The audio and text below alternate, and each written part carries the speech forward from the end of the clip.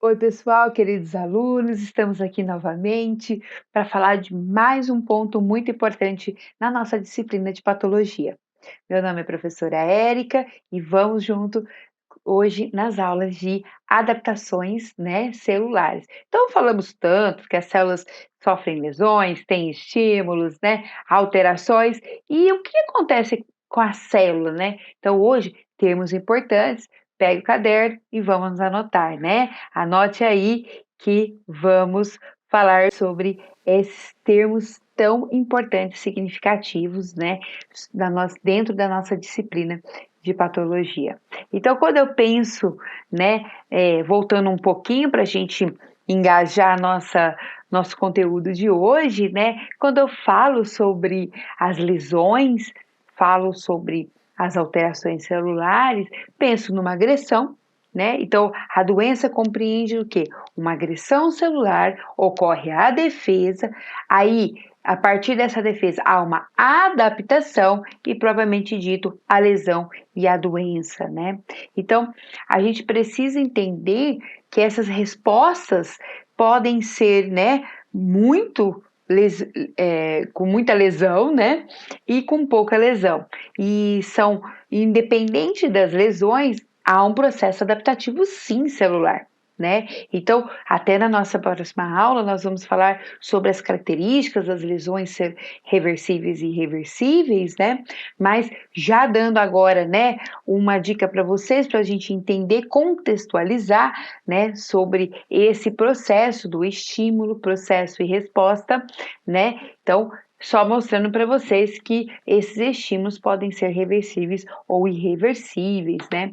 Então, para a célula ter toda o seu mecanismo em profunda totalidade, ela precisa estar em homeostasia. Anota esse termo aí que nós já falamos em algumas aulas anteriores, né?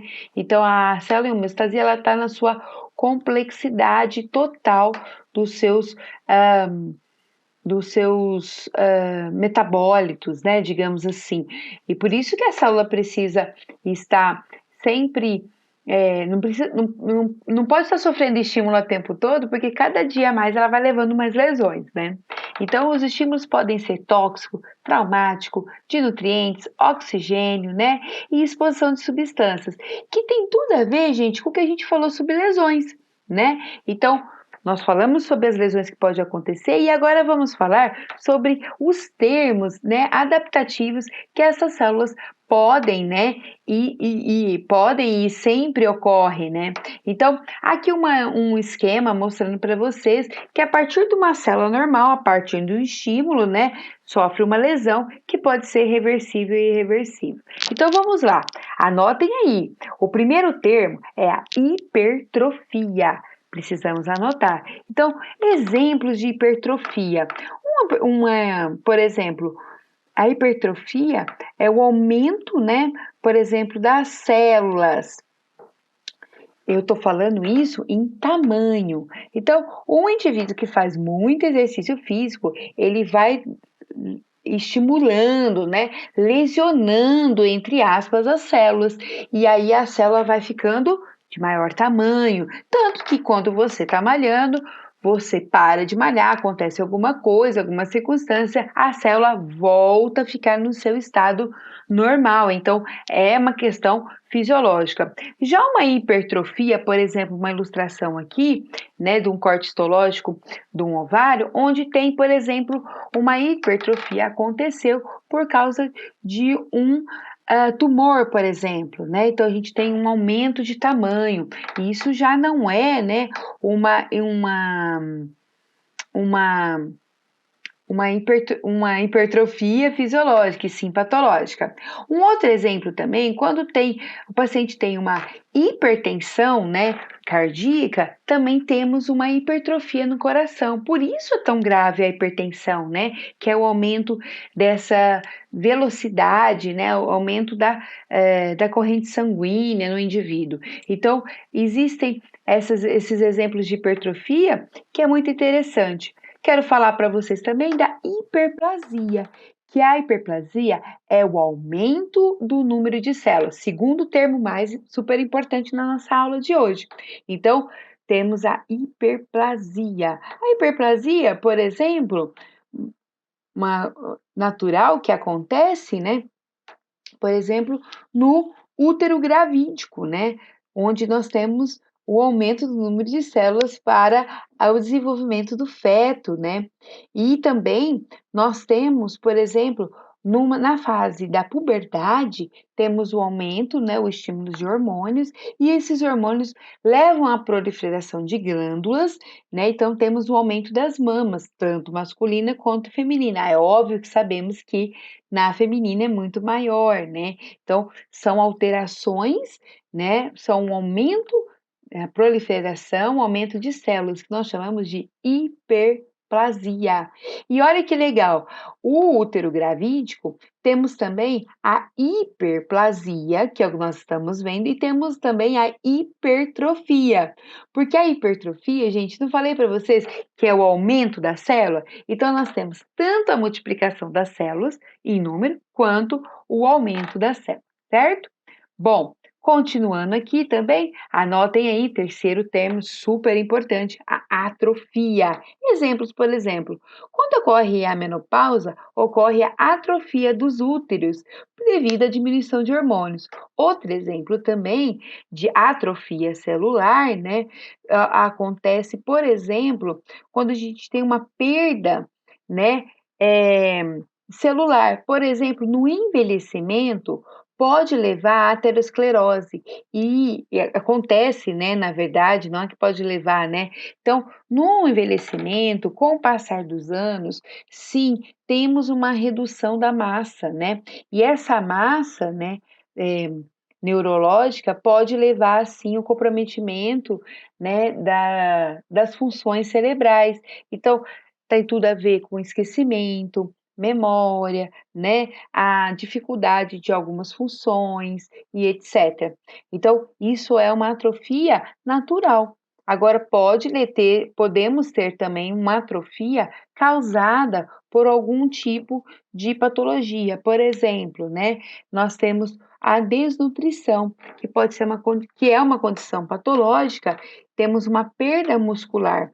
Então, o indivíduo sofre atrofia, né? Imagens que nós temos, imagens de pacientes, né, de crianças, de jovens em desnutrição.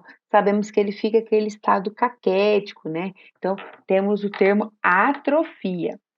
Um outro termo muito importante na patologia é a metaplasia. A metaplasia são as alterações de níveis celulares e teciduais. Então, a gente já teve um comprometimento maior, né? Então, nós temos algum tipo, né, de metaplasia. Por exemplo, quando o paciente tem, por exemplo, o esôfago de Barré. O esôfago de Barré, né, tem essa característica, né? Então, quando tem aqui uma ilustração mostrando para vocês todo o comprometimento inflamatório, né, onde o indivíduo tem o que, entre aspas, né, o que é nomeado de refluxo. Então, aquele refluxo naquele esôfago vai tendo toda vez o paciente com contato com ácidos, né, que vem, né, do estômago, vai lesionando aquelas células, levando, né, a uma patologia que é o esôfago de Barré, né? Então, a metaplasia, gente, tem um comprometimento de nível tecidual, né? E se persistir, pode até mesmo ter consequências graves, podemos ter até mesmo, né, a perda de funções, levando até mesmo a neoplasias, podendo ser malignas e benignas. Então, tudo isso leva às alterações celulares. Metaplasia, anotem aí, né? Pensando em alterações também celulares, né? Precisamos falar do acúmulo de lípides, de gorduras, que o termo, anota aí, esteatose, é o nome correto, que falaremos na próxima aula também sobre, né, lesões reversíveis e irreversíveis. A esteatose, já dando uma dica, ela pode ser uma lesão reversível, né? Então, consegue com o tratamento, né, reverter o quadro clínico. Outra característica importante, né, são indivíduos que trabalham em locais de muita poluição ou pessoas que trabalham em minas, né, podem ter acúmulo de partículas de carbono, né, em suas células, levando sim esse comprometimento, principalmente pulmonar.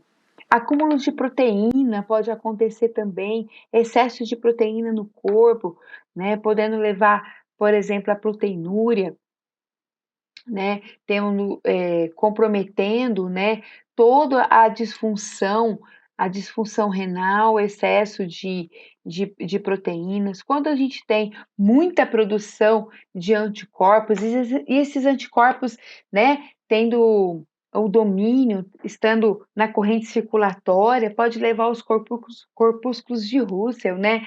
Galera, eu estou dando exemplos para vocês, né? Não precisam ficar desesperados, assim, tendo que decorar. Não, eu quero que vocês entendam a diversidade de acúmulos, né? Que pode acontecer e são adaptações celulares, onde o corpo ele se organiza para não perder as funções, né? Então, assim, perceberam que tudo que é muito faz mal? Né? Então, a resposta imunológica é muito importante, mas se ela for em excesso, traz malefícios. Muitos anticorpos traz malefícios, né? Então, por exemplo, da doença de Alzheimer, que já falamos, né, dessa degeneração, temos também, né, um acúmulo de proteínas dentro dos neurônios, né? Proteínas que levam, né, aos neurofilamentos no citoesqueleto dos neurônios. Então, se a gente tem um comprometimento de nível neurológico, dos neurônios, teremos sim pouca resposta, né, do indivíduo devido à importância das funções neuronais, né? A diabetes, né? A diabetes, gente, leva ao acúmulo do glicogênio e esse glicogênio leva à formação de polímeros de glicose. Consequentemente, a diminuição da ação da insulina e do glucagon leva ao acúmulo de glicose na corrente sanguínea, né? Então, a glicose fica para o lado de fora da célula, não sendo totalmente metabolizada. E esse excesso de glicose vem de uma resposta, né? Por exemplo, desse acúmulo de glicogênio, que tem toda uma relação, né, da formação de energias e ATPs no corpo. Também um outro ponto importante é a calcificação, né? A calcificação que ela pode ser distrófica ou metastásica. Então, distrófica, né, é aquela que nós temos o acúmulo de cálcio, né, no organismo de uma forma mais, digamos assim, fisiológica, né? Perdão, patológica, né? Então, nós temos a formação de corpúsculos de perdão, pissamomatoso, que são esses corpúsculos, né? Que estão presentes na formação do excesso de cálcio, que pode vir de uma necrose que nós vamos falar mais para frente, né? Então, esse excesso, essa alteração do cálcio pode levar a essas consequências, ou pode ser metastática, que é um distúrbio do metabolismo do cálcio, né? Esse aumento de cálcio no sangue, podendo levar a alterações nos tecidos da mucosa gástrica, rim, pulmão, né? Podemos ter esse excesso, né, de cálcio levar ao hipotiroidismo, que nós já sabemos sobre isso, né? Então, né, uma maior quantidade do paratormônio retira o cálcio dos ossos, então leva essa consequência, esse excesso de cálcio na corrente sanguínea, né? Então, por isso que tem tudo a ver, né, o excesso de cálcio com um distúrbio metabólico. Então, a gente começa a entender que, olha só, a complexidade que é e a beleza que é, né, de todas as alterações que as células passam, elas conseguem se adaptar, que a palavra é essa, é adaptar. Né? Então, podem ter acúmulos também de pigmentos intracelulares, né? Esses pigmentos intracelulares, como o carbono, que eu já falei para vocês. Quando o carbono está muito impregnado, partículas de carbono, né? Principalmente nos pulmões, o termo utilizado chama antracose. Anota aí mais esse termo, né? Então, antracose é esse acúmulo de partículas, né, de carvão, né, de carbono, né, que pode vir do carvão e causar esse comprometimento, esse acúmulo, né, nos pulmões. Essa antracose, gente, depois de muito tempo, a antracose instalada e tendo um aumento significativo no quadro clínico desse processo inflamatório crônico, pode levar à pneumoconiose, que nada mais é que a fibrose pulmonar, ou seja, um enrijecimento, né? A disfunção pulmonar que leva ao óbito. Então, assim, é muito sério. Então, olha só, olha a consequência desse processo que eu estou falando para vocês. Então, tem um acúmulo de pigmentos, né? Lá nos pulmões, de pigmentos de carbono, pigmentos, né, que pode vir ou não de um carvão, né? Uma característica que acontece muito de pacientes fumantes, né? Então, que pode levar a uma antracose, e consequentemente uma pneumoconiose, e da pneumoconiose levar, né, a fibrose pulmonar e ao óbito. Então, olha a consequência que gera, né, essa adaptação.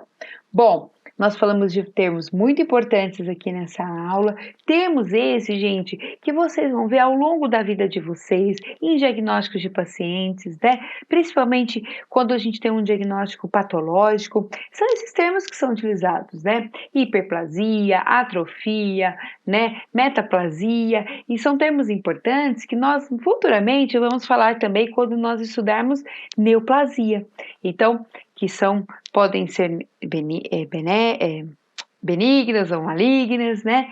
Então, prestem atenção em todos esses termos que eu acabei de falar para vocês, assistam o vídeo mais de uma vez, tenham uma relação com os exemplos, e se você tiver dúvida, né? Não esqueça de me mandar e-mail, anotem as dúvidas, falam no correio. Meu e-mail é ericadias@claritiano.edu.br e quero falar para vocês que é sempre muito bom, né? Passar um pouquinho dessas informações para vocês. Espero que vocês estejam gostando. Manda notícia, tamo junto sempre. Muito obrigada. Bons estudos, se dediquem, vale a pena. Tamo junto sempre. Obrigada.